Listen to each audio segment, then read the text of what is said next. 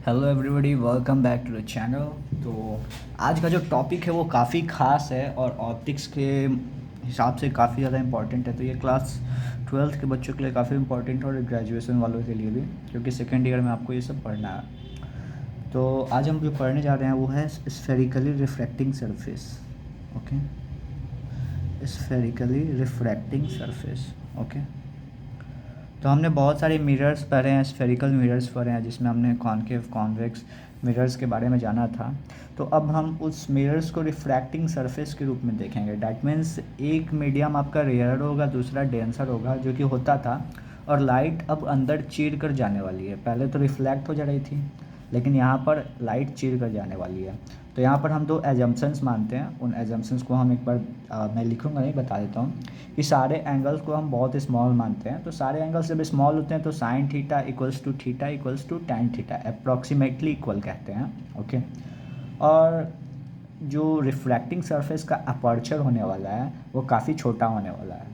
हमने पहले भी मिरर फार्मूला को यूज़ करने के लिए हमने अपर्चर स्मॉल माना था और एंगल्स को छोटा माना था। ओके, तो सबसे पहले हम जिस टाइप का स्फेरिकली रिफ्रैक्टिंग सरफेस पढ़ेंगे वो है आपका कन्वेक्स एसआरएस। डैट मीन्स जो आपका लेंस होगा वो कन्वेक्स होगा, लेंस नहीं कह सकते, स्फेरिकली रिफ्रैक्टिंग सरफेस कहेंगे। डैट मीन्स कुछ इस टाइप का उसका शेप होगा। डैट मीन्स ये कन्वेक्स शेप का होगा सिर्फ। डैट मीन्स ये जो सरफेस होगा आपका रिफ्रैक्टिंग सरफेस वो कन्वेक्स होगा। ओके, तो चलिए मैं डायग्राम बना देता हूँ थोड़ी देर वीडियो को पॉज करके, ताकि टाइम ज़्यादा बर्बाद ना हो पाए। ओके, तो हमारा डायग्राम रेडी है। ये आपका म्यू2 हो गया, म्यू1। तो म्यू2 जो है डेंसर मीडियम है और म्यू1 रेयरर मीडियम है। तो हम जानते हैं कि जो डेंसर मीडियम होता है वहाँ पर लाइट की वेलोसिटी स्लो हो जाती है in comparison of rarer medium. तो उस बात को ध्यान में रखना है। अब एक चीज़ देख लेना है कि ये आपका सेंटर ऑफ कर्वेचर है, उससे इसका डिस्टेंस आर होता है, इसमें हमें लिखना होगा। जो इमेज डिस्टेंस होता है वो वी होता है। ओके, और फिर आपका जो ऑब्जेक्ट डिस्टेंस होता है वो यू होता है। तो इन्हीं की हेल्प से हम अपना काम करने वाले हैं।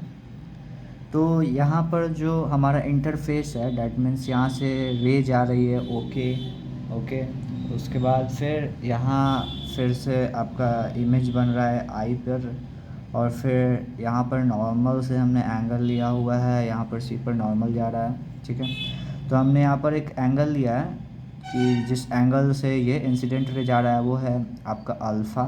फिर जहाँ इमेज बन रहा है वहाँ हमने एंगल लिया है बीटा, और ये जो नॉर्मल जहाँ पर कट कर रहा है एक्सिस को, that mean centre of curvature पे, वो हमने गामा ले रखा है। और ये हमारा एंगल ऑफ इंसिडेंस है और ये एंगल ऑफ रिफ्रैक्शन है। ओके, तो ये सब आपको पता ही होगा और मैंने फिर से बता दिया। तो हम इस पॉइंट पे के पॉइंट पे हम स्नेल्स लॉ लगाते हैं। Okay, applying Snell's law at point K. Okay, तो हम जब पॉइंट के पर स्नेल्स लॉ लगाते हैं तो हमारे पास क्या आता है, mu one sine i equals to mu two sine r. ये होता है हमारा स्नेल्स लॉ।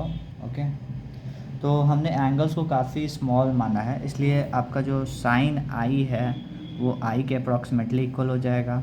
जो साइन आर है वो अप्रॉक्सीमेटली इक्वल आर के हो जाएगा। ठीक है, तो हम इसको आई म्यू1 इक्वल्स टू आर म्यू2 लिख सकते हैं। इसको इक्वेशन 1 हमने ले लिया। अब डायग्राम में हम देखें तो हमें डायग्राम से पता चलता है कि एंगल्स के बीच का हम रिलेशन देखते हैं। तो सबसे पहले आपको रिलेशन मिलेगा, let me see, angle R plus beta equals to angle gamma हम लिख सकते हैं। ओके, ये ट्रायंगल की प्रॉपर्टी होती है, angle R plus beta equals to angle gamma, angle R plus beta equals to angle gamma. और हमें और एक रिलेशन यहाँ पर मिलने वाला है, लेट मी सी, हाँ, angle alpha plus gamma equals to angle i हम लिख सकते हैं। ओके, क्योंकि इंटीरियर एंगल, दो interior angle of a triangle का सम एक्सटीरियर एंगल के बराबर होता है। ठीक है, अपोजिट वाले एक्सटीरियर एंगल के बराबर होता है। तो ये हम जानते हैं, तो हमने कर दिया। फिर हम लोग यहाँ से आर की वैल्यू निकाल सकते हैं। तो ये हो जाएगा गामा माइनस बीटा, और आई की वैल्यू यहाँ पर दी हुई है। अब इसको इक्वेशन 1 में हम पुट कर देते हैं। ओके, तो इक्वेशन 1 में पुट करने में मैं ये रफ लिख रहा हूँ, आपको ऐसे नहीं लिखना है, आपको ऐसे लिखना होगा कि आफ्टर पुटिंग। ओके, तो हमारा जो वैल्यू आता है इस टाइप से आ जाता है कि alpha plus gamma times μ1 equals to gamma minus beta μ2। तो हमने कहा था ना कि sine i approximately equals to i equals to tan i, ये भी मैं यहाँ लिख देता हूँ। और यहाँ sine r approximately equals to r equals to tan r. तो एंगल्स हमने पहले एजम्पशन लिया है कि काफ़ी स्मॉल हैं, डैट मीन्स ये tan alpha plus tan gamma हम इसे लिख सकते हैं times μ1 equals to tan gamma minus tan beta into μ2। अब चलिए अब देखते हैं, अब हमें पड़ेगी उस डायग्राम की ज़रूरत। तो वेट तो पहले tan alpha tan gamma tan beta देख लेते हैं कौन कौन है। तो सबसे पहले हमें tan अल्फ़ा देखना होगा। तो tan अल्फ़ा क्या हो जाएगा आपका, ये tan अल्फ़ा हमने लिया था तो हमने पूरे ट्रायंगल को माना था क्या, नहीं यहाँ से काम चल जाएगा हमारा tan अल्फ़ा। तो ये हमारा परपेंडिकुलर अपन बेस होने वाला है, तो km अपॉन OM हो जाएगा। तो tan अल्फ़ा हम लिख सकते हैं km अपॉन, साफ साफ दिख रहा है ना, km अपॉन OM। और फिर tan गामा को देखना है, तो tan गामा को देख लेते हैं, km अपॉन cm हो जाएगा plus km upon cm times μ1 equals to, अब हमें देखना है tan गामा। तो tan गामा का वही वैल्यू रहने वाला है km अपॉन cm। भाई हम भी थोड़ा कंफ्यूज हो जाते हैं। अब माइनस में था ना, माइनस tan बीटा, इधर माइनस tan बीटा है, तो tan बीटा लेना होगा मैंने। तो tan बीटा इधर से हो जाएगा km अपॉन im हो जाएगा। तो हमने यहाँ पर लिख दिया km upon im। Okay bye. और इन सब को हमने ब्रैकेट के अंदर बंद कर दिया, नहीं तो भाग जाएंगे। इसको म्यूटी से मल्टीप्लाई कर दिया। अब आगे देखते हैं क्या होता है। km सब में कॉमन है भाई, तो km को कॉमन लेके हमने काट दिया, तो हो जाएगा 1 upon OM plus 1 upon CM times μ1 equals to 1 upon CM minus 1 upon IM times μ2। हमने लिया था अपर्चर स्मॉल, इसलिए यहाँ पर क्या हो जाएगा, P और M जो पॉइंट है वो आपका कॉन्साइड करने वाला है। क्या हो गया भाई कैमरा को, P और M पॉइंट कॉन्साइड होने वाला है। अगर P और M पॉइंट कॉन्साइड होगा तो जहाँ जहाँ M है वहाँ वहाँ हम P लिख सकते हैं। तो नेक्स्ट स्टेप में 1/OP plus 1/CP times μ1 equals to 1/CP minus 1/IP times μ2। अब इतना हमने कर लिया। अब सबका वैल्यूआ देख लेते हैं कि OP का वैल्यू क्या है। तो OP का जो वैल्यू है वो हमारा U के बराबर है, और इंसिडेंट रे के अपोजिट में हम डिस्टेंस ले रहे हैं, क्योंकि पोल से डिस्टेंस लेते हैं तो U किस चीज़ में होगा, माइनस में। तो 1/-U प्लस 1/CP। अब CP कौन है भैया, CP हमारा R है, जो कि इसी के डायरेक्शन में है, हमारे इंसिडेंट रे के डायरेक्शन में है, तो इसलिए ये पॉजिटिव ही रहेंगे भैया।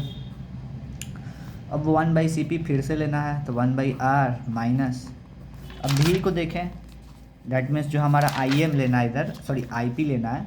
तो अगर हम IP लेंगे तो यहाँ पर ये इंसिडेंट रे के ही डायरेक्शन में हमारा भी है, क्योंकि हम पोल से लेते हैं तो यही डायरेक्शन में, इसी डायरेक्शन में। ओके, तो ये हम पॉजिटिव ही लेंगे। ओके, ये अपन का काम हो गया। अब इसको बस सजा के लिख देना है, समझे मुन्ना। तो चलिए सजावी करते हैं। तो μ1/-U μ1/R equals to μ2/R minus μ2/V। तो हम यहाँ पर बुलाना चाहेंगे μ2/V को, तो हो जाएगा μ2/V minus μ1/U equals to μ2/R minus μ1/R। तो फाइनली क्या हो जाएगा, μ2 minus μ1, sorry μ2/V minus μ1/U equals to μ2 minus μ1/R। तो ये हमारा फार्मूला डिड्यूस हो गया। स्फेरिकली रिफ्रैक्टिव सरफेस किस केस में, रेयरर टू डेंसर जब रे जा रहा हो, हमने ठीक से लिखा है ना। रेयरर टू डेंसर जब रे डाल रहा हो, तो आप इस फार्मूला का यूज़ कर सकते हैं और सारे न्यूमेरिकल प्रॉब्लम भी इससे सॉल्व हो जाएंगे। अगर आपको ज़रूरत पड़े तो हम न्यूमेरिकल प्रॉब्लम्स की एक वीडियो डाल देंगे अच्छी वाली। तो नेक्स्ट वीडियो में हम पढ़ेंगे convex refracting surface when object is placed in denser medium, यानी डेंसर से रेयरर का खेला होगा। ठीक है, सब कुछ सेम रहेगा, बस आपका पूरा सिस्टम उलट जाएगा। ओके, तो जिन्हें स्क्रीनशॉट लेना है ले सकते हैं, लेकिन इसे अपने नोटबुक में अगर आप लिखना चाहें तो इसे थोड़ा सजा कर लिखिएगा, वरना फिर मास्टर आपके गुस्सा आ जाएंगे। Okay, thank you so much. Subscribe the channel, like the video and share it with your friends to make them benefited with this video and the concept we have learned today. Have a good day.